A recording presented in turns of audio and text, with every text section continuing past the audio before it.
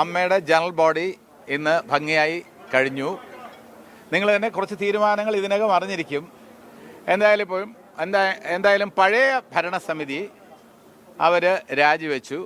അവർ ഒരുപാട് നല്ല കാര്യങ്ങൾ ചെയ്തിട്ടുണ്ട്. കഴിഞ്ഞ വർഷം ഒരു വർഷം കൊണ്ട് തന്നെ അമ്മയുടെ അംഗങ്ങളുടെ ക്ഷേമത്തിന് വേണ്ടി,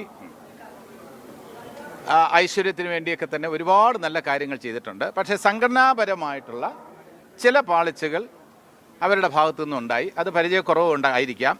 അതിൽ അംഗങ്ങൾക്ക് അതൃപ്തി ഉണ്ടായിരുന്നു.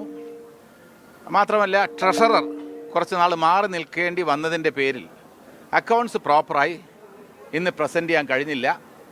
അക്കൗണ്ട്സ് നേരത്തെ എത്തിക്കണം എന്നുള്ള നിയമപരമായിട്ടുള്ള കാര്യങ്ങൾ അത് പാലിക്കാൻ കഴിഞ്ഞില്ല. അപ്പോൾ അക്കൗണ്ട്സ് പ്രോപ്പറായി പ്രസൻറ്റ് ചെയ്യാൻ കഴിഞ്ഞില്ല എന്ന് പറയുമ്പോൾ ഒരു ജനറൽ ബോഡിയുടെ ഏറ്റവും പ്രധാനപ്പെട്ട കാര്യം എന്ന് പറയുന്നത് അക്കൗണ്ട്സിൽ വേറെ ഏതെങ്കിലും തരത്തിലുള്ള മാനിപ്പുലേഷനോ തിരിമറിയോ ഒന്നും പറയുന്നില്ല. പക്ഷേ പ്രസൻറ്റ് ചെയ്യാൻ കഴിഞ്ഞിട്ടില്ല എന്നുള്ളത് വലിയ ഒരു പാളിച്ചയായിട്ട് തന്നെ വന്നു. പിന്നെ സംഘടനാപരമായി അംഗങ്ങൾ തമ്മിലുള്ള ചില വാക്ക് തർക്കങ്ങൾ അത് മീഡിയയുടെ മുന്നിൽ എക്സിക്യൂട്ടീവ് കമ്മിറ്റിയിൽ അവതരിപ്പിക്കുന്നതിന് മുമ്പ് തന്നെ മീഡിയയുടെ മുന്നിൽ അവതരിപ്പിച്ചു. പൊതുസമൂഹത്തിൽ,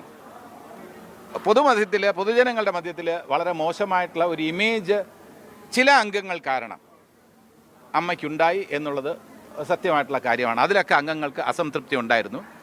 അപ്പോൾ ഒരു രീതിയിൽ പറഞ്ഞാൽ ഈ അവിശ്വാസ പ്രമേയം ഒക്കെ പ്രസൻറ്റ് ചെയ്തിരുന്നു. അതിനു മുമ്പ് അതിന് അനുമതി തേടിയിരുന്നു. പക്ഷേ അത് അവതരിപ്പിക്കുന്നതിന് മുമ്പ് തന്നെ അംഗങ്ങളുടെ വികാരം മനസ്സിലാക്കി കഴിഞ്ഞ ഭരണസമിതി രാജിവെച്ച് ഒഴിഞ്ഞു എന്നുള്ളതാണ് സത്യം. ഇനി അഡ്ഹോക് കമ്മിറ്റി തൽക്കാലത്തേക്ക് എടുത്തിട്ടുണ്ട്. അത് അതിൻ്റെ കൺവീനർ എന്ന് പറയുന്നത് രമേശ് പിഷാരടി, അദ്ദേഹമാണ് കൺവീനർ. ദെൻ ഇതിൽ 9 മെമ്പേഴ്സിനെയാണ് നമ്മൾ അംഗങ്ങളുടെ നിർദ്ദേശാനുസരണം നമ്മൾ എടുത്തിട്ടുള്ളത്.